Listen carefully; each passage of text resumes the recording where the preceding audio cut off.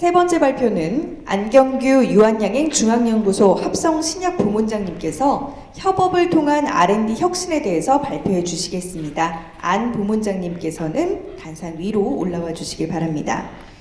안경규 부문장님께서는 1996년 유한양행 중앙연구소에 입사하신 후 그간 의학평가연구실장, 비임상평가팀장을 역임하셨고 현재는 합성신약부문 부문장을 맡고 계십니다. 아울러 한국비임상시험연구회 회장도 역임하셨습니다. 네, 안녕하십니까. 유한양 안경규 상무입니다. 오늘 저는 신약 개발 쪽에서 협업을 통한 R&D 혁신에 대해서 발표하고자 합니다. 먼저 본 발표 자료는 예측 전망을 포함하고 있기 때문에 그런 리스크가 있다는 것을 먼저 안내드리겠습니다. 먼저 유한양행에 대해서 잠시 소개해드리겠습니다. 유한양행은 현재 국내에서 제약기업 중에서 매출 1위를 달성하고 있습니다. 그리고 국내에서 19년 연속으로 국내에서 가장 존경받는 기업으로 선정되었습니다. 그리고 올해 유일한 박사님이 1926년 회사를 설립한 이래 올해 창립 96주년이 되었습니다. 이제 4년 있으면 이제 100주년이 뜻깊은 이제 해가 될 것 같습니다. 저희들 임직원 인력은 한 1,900명 정도, 그리고 R&D 인력은 320명 보유하고 있습니다. 그리고 저희들 R&D 투자액은 점차 지속적으로 액수가 증가되고 있고 2021년에는 저희들 매출액 1조 6천억 이상, 그리고 R&D 투자액은 1,670억 이상, 그래서 약 순매출액 대비 약 10.3% 정도 R&D에 투자하고 있습니다. 저희들은 지금 현재 혁신신약 쪽에 약 한 30개 정도 파이프라인을 보유하고 있습니다. 그리고 글로벌 아웃라이센싱 딜을 5건 달성했습니다. 먼저 잠시 세계 신약 개발 동향을 잠시 소개해 드릴까 합니다.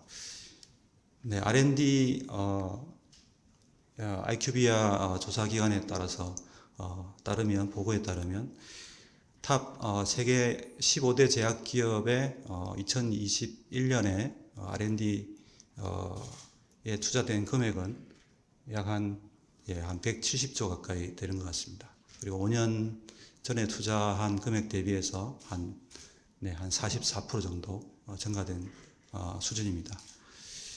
그리고 지금 현재 임상 단계에 있는 임상 파이프라인은 전 세계적으로 한 6,000개 정도 올해 점차 계속 증가되고 있는 것을 확인할 수가 있고, 작년에 한 6,000개 정도 파이프라인입니다.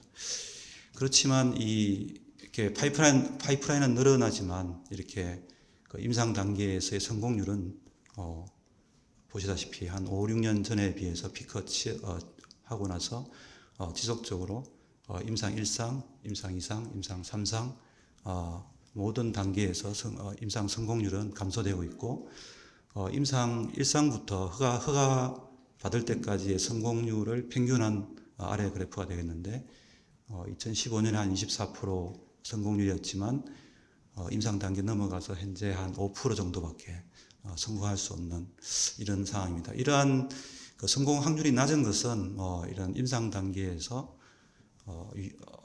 유효성이라든가 안전성에 대한 기준이 상당히 높아졌고, 이에 따른 사이언티픽 리스크가 증가됐기 때문에 기인한다, 이렇게 보고하고 있습니다. 이것도 하나의 발표 자료이긴 합니다만, 하이자에서 최근 5년 동안 신약 개발에서 실패한 이유에 대해서 자기들 파이프라인 약 한 43개 파이프라인 실패를 했는데 거기에 대한 어트리션 레이트 왜 발생했는지 분석한 자료가 되겠습니다. 보시면 거의 타겟 선정에 대한 게 한 거의 절반을 차지하고 있고, 그다음에 디지즈 에리어 엑시트, 질환 영역을 중단했었던 부분, 그러니까 질환 영역 중단한 부분도 한 4분의 1 차지하고 있는 것 같습니다. 네, 그리고 이러한 그 타겟에 대해서 이렇게 실패한 이유는 거의 임상 단계, 특히 임상 이상으로 갈수록 점차 증가된 것으로 알 수 있고, 이 타겟에 대한 실패는 거의 뭐 효과, 그러니까 에피커시가 유효성이 이제 부족해서 실패한 이유가 대부분인 것 같고, 물질 자체에 대한 문제에 대한 탈락은 몰레큘 자체의 문제는 뭐 일부를 차지하고 있고, 뭐 이런 부분은 뭐 전임상 단계에서 일부 좀 기여하고 있고, 이러한 이유는 약간 그 독성에 기인한 독성 문제에 대한 기인한 게 설명하고 있습니다. 즉 이런 질환 영역이라든가 이런 타겟을 선정하는 이런 부분들이 거의 대다수 한 4분의 3을 차지하는 이게 상당히 중요하다, 이런 것을 내포하고 있다고 할 수 있겠습니다. 그래서 저희들도 좀 이런 글로벌 회사에서 좀 관심을 가질 수 있는 이런 전략 질환군을 좀 중심적으로 저희들이 연구를 하고 있습니다. 그래서 비알코올성 지방 간염이라든가 비만과 같은 대사 질환, 그리고 표적 항암제, 그리고 면역 항암제와 같은 항암 질환, 그리고 뭐 아직까지는 뭐 신약이 상당히 좀 힘들긴 합니다만 메디컬 언맷 니드가 상당히 높은 이런 그 퇴행성 뇌질환 부분, 알츠하이머, 파킨슨 이와 같은 퇴행성 뇌질환 부분 쪽에 저희들이 그 질환 영역을 확대해 가고 있습니다. 저희들은 사실 기술력이 저희들이 신약 개발을 본격적으로 상당히 많이 또 시작한 시기는 2015년 정도가 되겠습니다. 그래서 그때부터 저희들이 사실 기술력도 부족하고 저희들이 좀 잘할 수 있는 부분을 좀 집중하기 위해서 이런 오픈 이노베이션 전략을 많이 사용했습니다. 저희들이 잘할 수 있는 부분은 사실 그 전임상, 임상 초기 이런 부분인데요.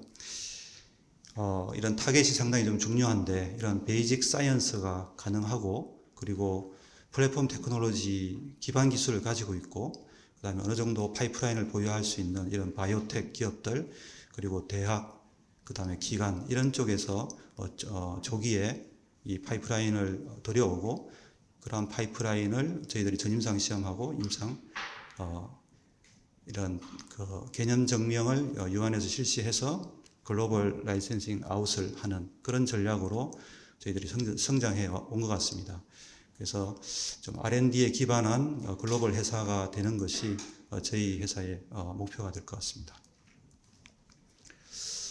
뭐 이런 오픈 이노베이션을 사실 하기 위해서는 전략적인 투자가 또 상당히 중요하고 협업이 상당히 중요합니다. 그래서 2015년부터 현재까지 약 저희들이 한 5천억 가까이를 좀 이런 R&D 분야, 그 다음에 그 신사업 분야, 그리고 글로벌 진출 이런 분야에 저희들이 투자를 하고 지속적으로 협업을 하고 있습니다. 국내 이런 오픈 이노베이션뿐만 아니라 이제는 그 미국이라든가 호주에 이런 법인을 설립해서 이런 보스턴, 그 다음에 샌디에고, 그 다음에 호주의 애들레이드 이런 쪽에 지금 오피스를 개설했고, 또한 유럽에서도 좀 오피스를 좀 개설할 예정입니다. 이러한 오피스 개설을 통해서 저희들은 좀 그 대학이라든가 스타트업 컴퍼니 쪽에서의 그 기술을 조기에 검토하고 도입할 수 있도록 노력하고 있고, 또한 저희들 파이프라인이 지금 현재 한 30개 정도 있다고 했는데, 아무튼 임상 단계에 있는 것도 있습니다만, 이제 임상 이전 단계에서도 많이 있습니다. 그래서 이러한 기술들에 대해서 조기에 이런 제약회사들에 좀 소개할 수 있는 그런 거점, 그리고 CRO, CMO, 그다음 임상 연구자 분들의 접촉을 통해서 그 임상 연구를 할 수 있는 거점으로도 활용하고, 외국에 있는 벤처 캐피탈 이런 쪽에서도 협업을 이제 진행하고 있습니다. 유한에서 현재 뭐 키 파이프라인이라고 할 수가 있습니다. 그래서 오늘 저희들이 엔데믹 시대에 어떻게 생존할 수 있을까? 사실 저희 신약 개발 입장에서 저희들은 사실 좀 가치 부분은 협업 쪽을 좀 생각하고 있습니다. 이런 콜래보레이션, 협업을 통한 성장, 즉 하나의 제약회사에서 모든 것을 다 할 수가 없습니다. 그래서 저희들 임상 단계에 있는 거 보시면 글로벌 회사라든가 각종 이런 바이오 기업으로부터 물질을 도입하거나 기술 수출을 하면서 같이 공동 개발하면서 성장하고 있습니다. 이런 주요 파이프라인들에 대해서 좀 소개해 드리도록 하겠습니다. 그 렉나자 부분은 뭐 어떻게 보면 유한양에서 가장 대표적인 신약이고 어떻게 보면 성공한 신약이 될 수 있을 것 같습니다. 그 비소세포성 폐암 치료제입니다. EGFR 수용체의 돌연변이 가지는 그 비소세포성 폐암 환자에서 가장 클리니컬 언맷 니드는 좀 뇌 쪽에 전이가 될 수 있는 전이암이 되겠습니다. 현재 시판하고 있는 1세대, 2세대 약물들 같은 경우에는 비록 이제 치료를 하더라도 한 3년 정도 지나면 이쪽 브레인 쪽에 전이가 거의 50% 이상 발생합니다. 그래서 이런 뇌 전이로 인해서 거의 생존이 저하되는 것이 상당히 좀 언맷 니드가 되겠습니다. 렉나자는 이 전임상 시험 단계부터 이 전임상 전이암 모델을 통해서 상당히 대조약물 대비해서 상당히 항암 장종양 효과가 우수함을 확인하였고, 특히 이런 저희들이 이제 혈액 농도 대비해서 실제 브레인 내에 뇌 내에 튜머 안에서 종양 내의 농도가 거의 7배 이상, AUC 체내 노출 측면에서 7배 이상 증가됨을 확인하였습니다. 브레인 침투가 상당히 잘 된다는 얘기죠. 그래서 이러한 부분들이 뇌 쪽의 전이암에서도 상당히 효과적으로 현재 작용하고 있는 것 같습니다.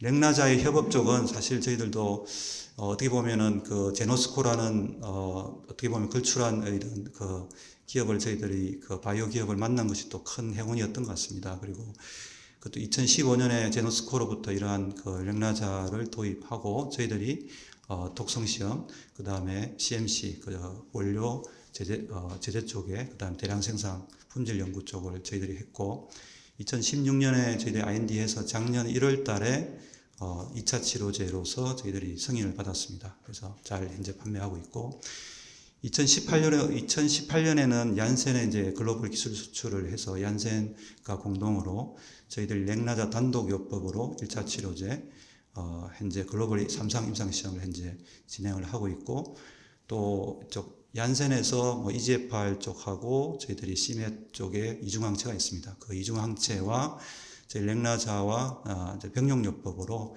현재 1차 치료제, 2차 치료제 임상 3상 시험을 현재 글로벌 임상 3상 시험을 현재 진행 중에 있습니다.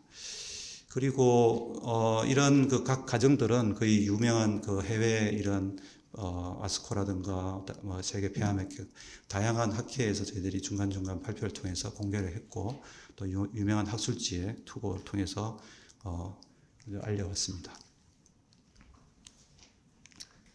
어떻게 보면 렉나자가 성공했던 건 아까 앞서 설명드렸다시피 이런 제노스코의 이런 고종성 박사님을 만나고 정말 또 유한과 또 잘 합이 맞았고, 또한 이런 전임상 단계부터 사실 이렇게 임상 단계까지 좀 렉나자의 가능성을 알아보고 이렇게 개발을 주도도 해주신 또 조병철 교수님, 그리고 국외 다양한 임상 연구자분들의 노력이 없었다면 이렇게 성공할 수 없지 않았을까 저희들은 그렇게 생각하고 있습니다. 이런 협업이 상당히 중요했다고 생각하고 있습니다. YH14618은 대행성 디스크 질환 치료제입니다. 본 물질은 2009년에 엔솔바이오텍이라는 국내 벤처회사에서 물질을 도입했습니다. 그리고 저희들이 국내에서 임상 2A, 2B까지 임상 시험을 했습니다. 그렇지만 2A에서는 좀 잘 나왔고 2B에서 좀 결과가 조금 약간 통계적인 유의성은 좀 사실 잘 안 나온 부분이 있었지만 결과 해석이 좀 모호한 부분이 있었습니다. 사실 이쪽 부분은 저희들이 그 전문적인 연구할 수 있는 그런 분야가 아니고 어떻게 보면 디스크 이런 그 전문적으로 연구할 수 있는 회사와 콜라보레이션 하는 게 상당히 중요하겠다 이런 생각을 했었고 그래서 좀 물색을 해서 실제 이런 그 전문 회사인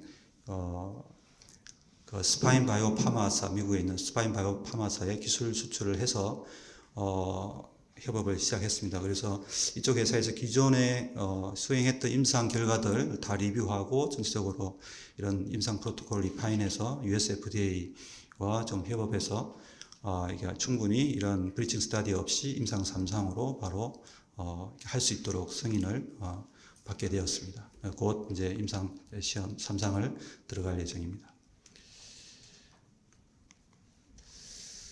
그리고 그 YH12852라는 물질은 현재 위마비 치료제로서 현재 개발하고 있습니다. 그 YH12852 같은 경우는 사실 이제 어떻게 보면 저희들 자체적으로 이제 시작을 했던 과제입니다. 다른 부분들은 거의 대부분 이제 외부에서 들여와서 이제 개발을 했지만 5-HT4 아고니스트라는 물질로서 위장이라든가 장관에서 장 운동성을 증가시켜서 이런 작용을 하는 물질이 되겠습니다. 사실 이 물질 같은 경우는 저희들이 임상 1, 2상을 저희들이 수행을 했었습니다. 그렇지만 아까 말씀했다시피 좀 발표했다시피 좀 저희들이 전략 질환군은 좀 이렇게 좀 진행을 했고 GI 쪽은 좀 사실 포커싱을 하지는 못했습니다. 그래서 좀 더 좀 잘할 수 있는 기관에서 하는 게 좋겠다 해서 저희 유한 USA 쪽에 상당히 어떻게 보면 상당히 많은 노력이 좀 있었는데요. 그점 쪽 법인에서 그 많은 찾고 이쪽 스페셜 파마 이런 바이오 전문 기업인 이런 프로세서사를 또 협업을 통해서 이 기술 수출을 할 수 있었고 이쪽 회사에서 잘 또 프로토콜을 개발해서 이 타겟은 좀 언맷 니드가 높은 위마비증 쪽으로 좀 개발하자 해서 임상 2A 상을 현재 바로 진행할 IND 승인을 받고 올해 지금 환자를 지금 비염자 등록을 지금 활발히 하고 있습니다. 이 물질은 아무튼 전임상에서도 이러한 그 위배출능을 평가할 수 있는 모델에서 이런 용량 어전적으로 위배출능을 상당히 잘 증가시킬 수 있는 것을 확인한 물질이 되겠습니다. 그래서 현재 아무튼 임상 2A상을 현재 순조롭게 잘 진행하고 있습니다. YH25724는 베링거 인계라임에 기술 수출한 비알코올성 지방간염 치료제입니다. 25724는 이제 GLP-1 부분하고 그다음에 FGF21 부분으로 구성되어 있고 이게 좀 롱액팅 좀 방광기를 증가시킬 수 있도록 그 제넥신 회사의 하이FC라는 기술을 또 접목한 이렇게 또 협업을 통한 탄생한 물질이 되겠습니다. 그래서 이러한 그 GLP-1이나 FGF21 같은 경우는 임상에서 개념이 증명된 타겟이고 이렇게 이중작용으로서 어떤 시너지를 발휘할 수 있는 그런 물질이 되겠습니다. 그래서 좀 잘 조화로운 웰 밸런스된 이런 아고니스트가 되겠고 현재 임상에서 원스 위클리 일주일에 한 번 정도 투약할 수 있는 물질이고 있던 동물 모델에서 이런 내시 비알코올성 지방간염의 키 피처인 이런 섬유화, 염증, 그다음에 지방증 이런 쪽에 상당히 우수함을 확인하였습니다. 특히 이 물질 같은 경우는 베링거에도 이러한 결과들 토대로 기술 수출할 수 있었는데요. 특히 이런 내시의 동물 이런 질환 모델들은 상당히 좀 복잡해서 쉽지가 않습니다. 그래서 이런 걸 협업을 하기 위해서는 좀 그래도 글로벌리 좀 잘 좀 인정되고 있고 좀 결과를 좀 인정받을 수 있는 이런 구브라 업체 이런 내시 모델에서 좀 파이브로시스 모델 수행해서 이런 효과가 있음을 확인하였고 또한 그런 그 만성 모델 파이브로시스 만성 모델에서 이런 그 GLP-1 단독 그다음에 그 세마글루타이드 GLP-1 쪽에 물질 대비해서 이런 이중 단백질이 훨씬 파이브로시스를 훨씬 우수하게 억제하고 있음을 확인했습니다. 그래서 이러한 부분들에 대해서 좀 객관성을 좀 더 또 좀 담보하기 위해서 또 이런 파이브로시스 스테이지를 좀 그 섬유화 단계의 그 스테이지 단계를 좀 세분화하는 평가는 좀 또 세계적으로 상당히 인정받고 있는 영국의 교수님 통해서 평가를 함으로써 이런 결과들이 신뢰성을 또 높일 수 있는 그런 협업 모델을 또 수행해졌습니다. 현재 YH2574는 임상 1상 단계에서 싱글 라이징 도즈 스타디 현재 진행 중에 있습니다. 유럽에서 진행하고 있고요. YH35324는 현재 알러지성 질환 치료제가 되겠습니다.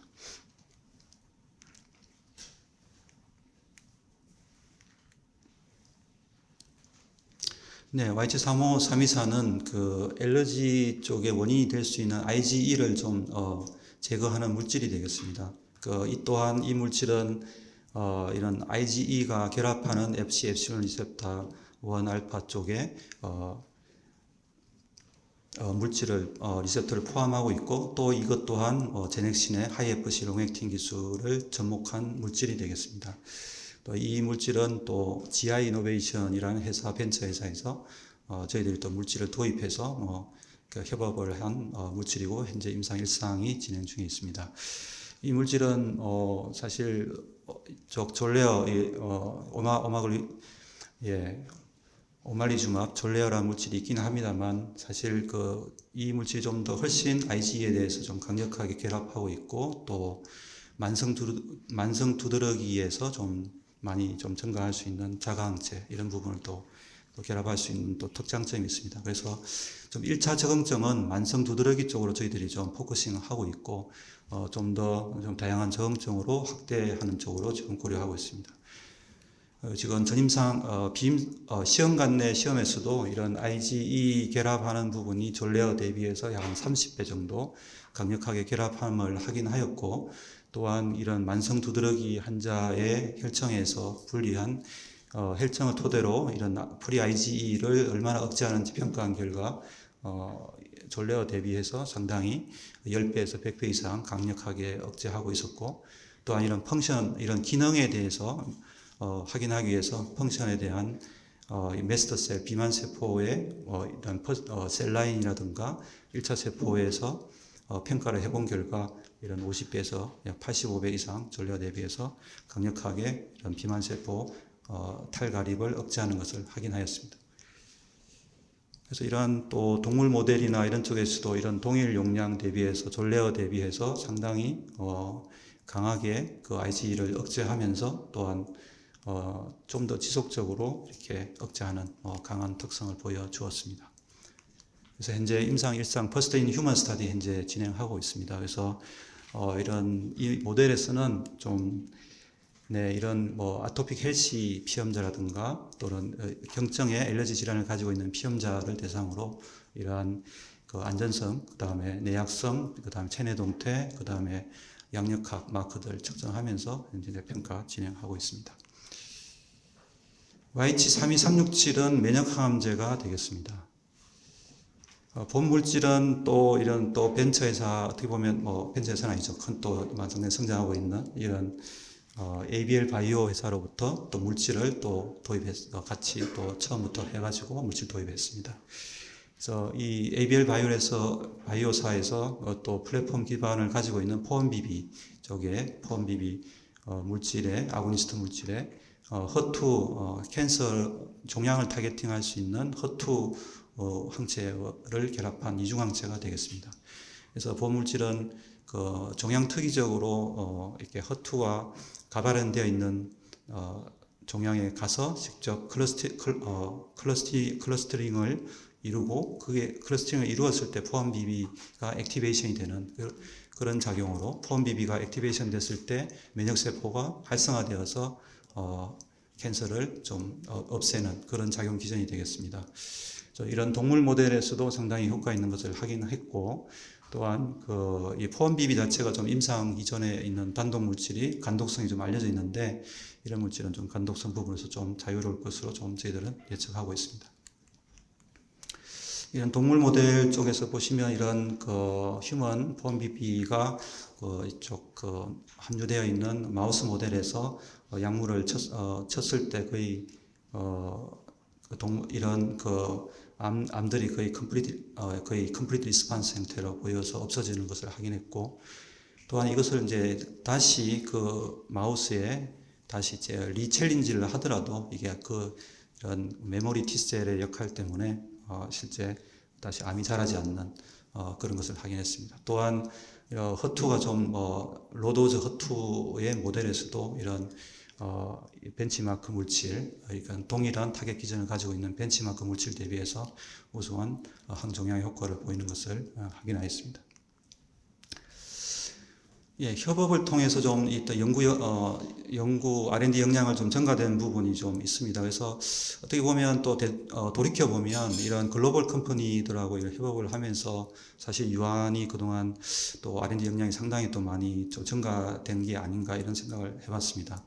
이런 그 얀센이라든가 BI라든가 이런 큰 회사들하고 하면서 이런 글로벌 임상 3상, 특히 렉나자 같은 경우 저희들이 임상 3상, 단독 임상 3상을 글로벌리 하고 있습니다. 그래서 글로벌 임상 3상 수행을 하면서 같이 협업을 하고, 또한 임상 CMC 개발도 해보고, 또 이런 생산에 대한 노하우도 확보하고, 그 다음에 초기 단계의 협업을 통해서 이러한 어떻게 신약 설계하고 호흡물질 도출하고, 그 다음에 이런 체계적인 연구 플로우를 어떻게 하고, 이런 부분들이 상당히 보이지 않는 이런 노하우, 동물 모델을 어떻게 확립하고, 이런 다양한 이런 경험들을 최근 지난 한 5, 6년 동안 확보하면서 상당히 많이 보이지 않게 역량이 성장한 게 아닌가 이런 생각을 하게 됐습니다. 특히 이런 BI, 베링거 인게라임 쪽에 이런 바이오 신약에 대한 글로벌 또 R&D에 대한 경험, 상당히 이런 부분들이 보이지 않는 재산이 된 것 같습니다. 또한 앞서 또 발표해 주셨는데, 그렇지만 이 신약 개발 회사가 사실 있던 벤처 회사에서 이런 타겟을 들여오고 개발하고 하는 게 또 상당히 중요하지만, 또 장기적으로는 뉴 모달리티, 이런 어떻게 보면 독자적인 어떤 기반 기술이 상당히 또 필요합니다. 그러니까 소분자 이런